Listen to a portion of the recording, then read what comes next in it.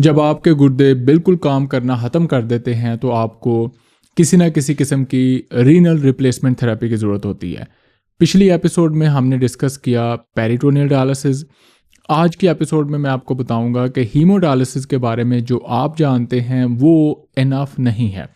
Haemodialysis में कुछ ऐसी चीज़ें हैं जिनका मरीज़ के लिए जानना बहुत ज़रूरी है, और जब तक मरीज़ को उन सारी डिटेल्स का पता ना हो वो अपने हीमोडायलिसिस को अच्छा मेंटेन नहीं कर सकता। अस्सलाम वालेकुम, डॉक्टर वैज़का from expert concert clinic of Lahore, अपनी नेफ्रोलॉजी सीट पर अपने घर वाले स्टूडियो से।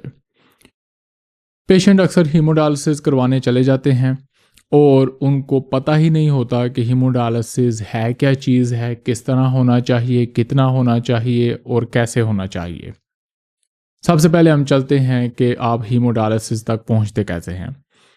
उसके दो तरीके हैं। या तो आपको क्रॉनिक किडनी डिजीज़ हुई, आप अपने नेफ्रोलॉजिस्ट के साथ लगातार चल रहे थे और आहिस्ता आहिस्ता आप स्टेज 3 से स्टेज 4, स्टेज 5 पे पहुंचे और फिर आप हीमोडायलिसिस पर आ गए। दूसरा है पाकिस्तानी तरीका कि आपने कभी टेस्ट कोई करवाया ही नहीं, कभी अपना आप चेक किया ही नहीं, फिर आप एक दिन गिर गए, आपको उठा के हॉस्पिटल ले गए, वहाँ पे आपकी क्रिएटिनिन आई 10 या 12, जिसका कि पता नहीं चल रहा कि ये एक्यूट किडनी इंजरी है या क्रोनिक किडनी डिजीज़ है, और डॉक्टर कहता है जी आपको डायलिसिस पे स्टार्ट करना है और आप सीधा हीमोडायलिसिस पे चले जाते हैं। अब अगर आप पहले स्टैंडर्ड तरीके से हीमोडायलिसिस की तरफ जाएं तो जब आपका EGFR 20 या उससे कम की तरफ आता है तो नेफ्रोलॉजिस्ट आपको रेकमेंड करता है कि आप फिस्चुला बना लें। फिस्चुला बेसिकली होता है एक डायलिसिस करने का तरीका या डायलिसिस मशीन और आपके जिस्म के अंदर खून तक पहुंचने का एक तरीका। इसको हम कहते हैं वैस्कुलर एक्सेस। हीमोडायलिसिस में वैस्कुलर एक्सेस 3 तरह की हो सकती है। पहला है AV फिस्चुला, जिसमें एक साफ खून वाली नाली और एक गंदे खून वाली नाली, जिसको हम आर्टरी और वेन भी कहते हैं, दोनों को सर्जन छोटी सी लोकल सर्जरी में 20 से 40 मिनट में कनेक्ट करके एक रास्ता बना देता है, जो कि एक बड़ा सा इनिशियली ब्लड वेसल की तरह नज़र आता है। ये एरिया जो डायलिसिस करने वाला टेक्नीशियन है वो इसको यूज़ करता है आपके जिस्म को मशीन से कनेक्ट करने के लिए। इसका मकसद ये होता है कि इससे खून ज़रा अच्छे फ़्लो के साथ मशीन की तरफ जाता है और फिर मशीन से साफ़ हो के अच्छे फ़्लो के साथ वापस आपके जिस्म में एंटर हो जाता है। कुछ पेशेंट होते हैं उनकी वेन्स या ब्लड वेसल्स बहुत ही ख़राब हो चुकी होती हैं, तो उनमें हम अमेरिका में कम से कम यूज़ करते हैं AV ग्राफ्ट। पाकिस्तान में ये कुछ जगहों पे अवेलेबल है, ज़्यादातर जगहों पे अवेलेबल नहीं है। ये भी वही AV फिस्चुला ही बेसिकली होता है, लेकिन ब्लड वेसल यूज़ करने के साथ साथ एक छोटा सा एक्स्ट्रा मटेरियल का पाइप यूज़ किया जाता है जिसको हम कहते हैं AV ग्राफ्ट। और फिर तीसरा वो होता है जिसको हम नाली कहते हैं, जो आप लोग इमरजेंसी में डायलिसिस करवाने के लिए लगाते हैं, उसको हम कहते हैं हीमोडायलिसिस कैथेटर। ये एक वक्ती तौर पे होती है जो कि इमरजेंसी में आपकी गर्दन में घुसा के डायलिसिस किया जाता है। एक होती है परमानेंट, जिसको डाला आपकी गर्दन वाली खून की शरेयान में ही जाता है, लेकिन ये क्योंकि स्किन के नीचे से होके जाती है तो आपके इन्फेक्शन के चांस कम हो जाते हैं। ये हो गई आपकी वैस्कुलर एक्सेस। उसके बाद हम चलते हैं कि डायलिसिस कैसे होता है। जो हीमोडायलिसिस होता है स्टैंडर्ड, उसके लिए आप जाते हैं एक डायलिसिस सेंटर में। वहाँ पे पहले आपका वेट होता है, यानी कि आपका वेट मेजर किया जाता है, आज आपका वज़न कितने किलो है। फिर टेक्नीशियन आपको डायलिसिस मशीन के साथ हुकअप कर देता है। ये तकरीबन 3 घंटे 50 मिनट या 4 घंटे का प्रोसीजर है। वहाँ पे आपका डायलिसिस होगा। इस AV फिस्चुला के ज़रिए आपका खून मशीन की तरफ जाएगा, मशीन इस खून को साफ़ करेगी एक फ़िल्टर यूज़ करके। इस फ़िल्टर में खून एक तरफ से जा रहा होता है, दूसरी तरफ से फ्लूइड ऑपोजिट डायरेक्शन में जा रहा होता है। सारे जो मवाद हैं जहरीले वो डायलिसेट या फ्लूइड में चले जाते हैं और खून साफ़ होकर वापस आपके जिस्म में एंटर हो जाता है। ये तकरीबन 4 घंटे का प्रोसीजर है, लेकिन डायलिसिस सेंटर में जाना और डायलिसिस करा के डायलिसिस सेंटर से वापस निकलने तक तकरीबन आपको 5-5.5 घंटे लग जाते हैं। ये आपका हो गया तकरीबन एक डायलिसिस। अब हफ्ते में कितनी दफ़ा डायलिसिस होना चाहिए, इस पे काफ़ी रिसर्च हो चुकी है। तो जो वर्ल्ड स्टैंडर्ड है वो है हफ्ते में 3 दफ़ा। 3 से ज़्यादा दफ़ा करें तो आपकी जो एक्सेस है, जो आपका फिस्चुला है, उसके ख़राब होने का ख़तरा होता है, ब्लीडिंग हो जाती है, उसमें खून जम जाता है। और अगर 3 से कम दफ़ा करें तो आपके खून की अच्छी सफाई नहीं होती, अच्छा आपका जो डायलिसिस है वो मेंटेन नहीं होता। पाकिस्तान, इंडिया, इसी तरह के थर्ड वर्ल्ड कंट्रीज़ में हफ्ते में 2 दफ़ा भी डायलिसिस किया जाता है, जिसकी मेन रीज़न फाइनेंशियल है। ओवरऑल मरीज़ की हेल्थ इससे अफेक्ट होती है, और अगर आप अफोर्ड कर सकें तो हफ्ते में 3 दफ़ा ही डायलिसिस होना चाहिए। यहाँ तक हो गया डायलिसिस का प्रोसीजर। अब इस प्रोसीजर के अलावा भी आपने बहुत कुछ करना होता है। सबसे पहले मैं चलता हूँ वर्जिश की तरफ।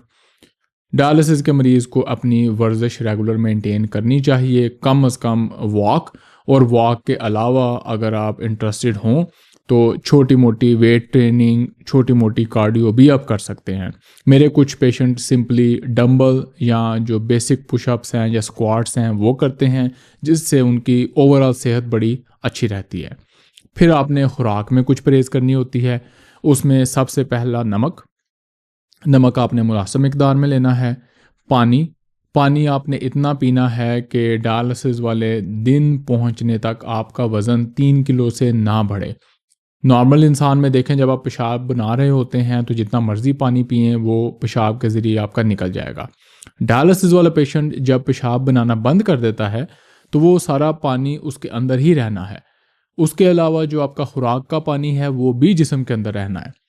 तो अगर आप 5-6 लीटर पानी पी लेंगे 2 डायलिसिस के दरमियान, तो डायलिसिस के दौरान सिर्फ आपका 3 लीटर पानी निकल सकता है। उससे ज़्यादा निकालेंगे तो बॉडी में खराबी हो सकती है। इसलिए आपने कोशिश करनी है कि 1 या 1.5 लीटर से ज़्यादा पानी नहीं पीना, ताकि डायलिसिस वाले दिन जाने तक आपका टोटल बॉडी का वज़न 3 किलो से ना बढ़ा हो।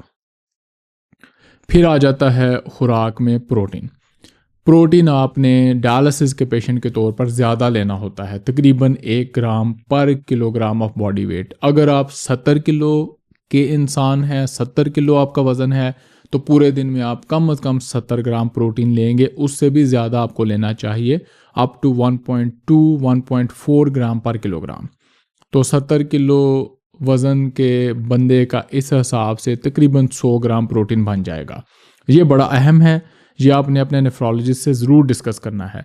और ये एक बहुत बड़ी वजह है जिसकी वजह से काफ़ी डायलिसिस के पेशेंट मैल न्यूट्रिशन में चले जाते हैं, उनकी जल्दी डेथ हो जाती है। फिर आ जाता है फास्फोरस आपने बड़ा अच्छा मेंटेन करना है। डायलिसिस के पेशेंट फास्फोरस बहुत ही कम हद तक खा सकते हैं, तकरीबन 1000 मिलीग्राम से भी कम। फास्फोरस वाली मोटी मोटी खुराक होती है आपका दूध, उसके अलावा आपका जो काला सोडा, कोक वगैरह है, और फिर कुछ और फास्फोरस डाइट्स हैं। प्रोटीन भी क्योंकि फास्फोरस से भरपूर होता है, तो आपने अच्छे वाला प्रोटीन खाना है, ज़्यादा प्लांट बेस्ड प्रोटीन, कम एनिमल बेस्ड प्रोटीन, लेकिन आपने एक अच्छा बैलेंस रखना है। कुछ सब्जियां उनमें फास्फोरस होता है, नट्स हैं उनमें फास्फोरस होता है, लेकिन ये हेल्दी वाला फास्फोरस है। और इन चीज़ों के बाकी क्योंकि सेहत के बहुत ज़्यादा फ़ायदे हैं, तो इनको आपने एक हेल्दी अमाउंट में खाने की पूरी कोशिश करनी होती है। लास्टली और सबसे अहम चीज़ है आपके लैब टेस्ट। डायलिसिस के पेशेंट ने हर महीने कुछ बेसिक टेस्ट करवाने होते हैं, जिनकी बेस पे उसका आइडिया होता है कि डायलिसिस सही हो रहा है कि नहीं। उसमें आपका सबसे पहले ब्लड काउंट, जिसमें आप हीमोग्लोबिन लेवल चेक करते हैं, और उसके लिए आप एरिथ्रोपोइटिन इंजेक्शन लगाते हैं अगर वो कम हो।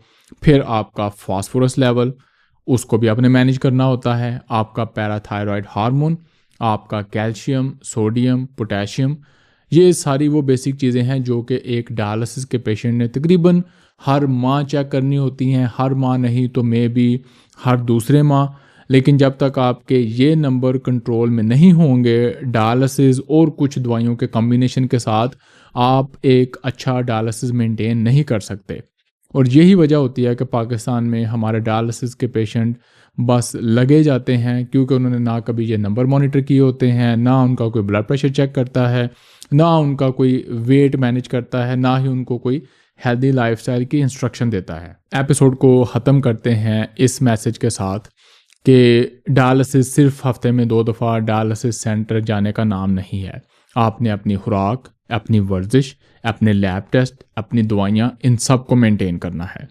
उसके अलावा जो मैं अपने सारे डायलिसिस वाले पेशेंट को रेकमेंड करता हूँ कि देखें, आप तो इस स्टेज पर आ गए और शायद इसलिए आए कि आपको अपने गुर्दे के मर्ज़ का पता ही नहीं चला, लेकिन जो बाकी आपके घर वाले अभी सेहतमंद हैं, जिनका कोई मसला नहीं है, उनकी किडनी डिजीज़ स्क्रीनिंग ज़रूर करवाएं, उनकी डायबिटीज़, ब्लड प्रेशर की स्क्रीनिंग ज़रूर करवाएं, ताकि अगर उनको अर्ली स्टेज पे पता चल जाए तो हो सकता है उनकी अच्छी मैनेजमेंट करके हम उनको डायलिसिस से बचा सकें।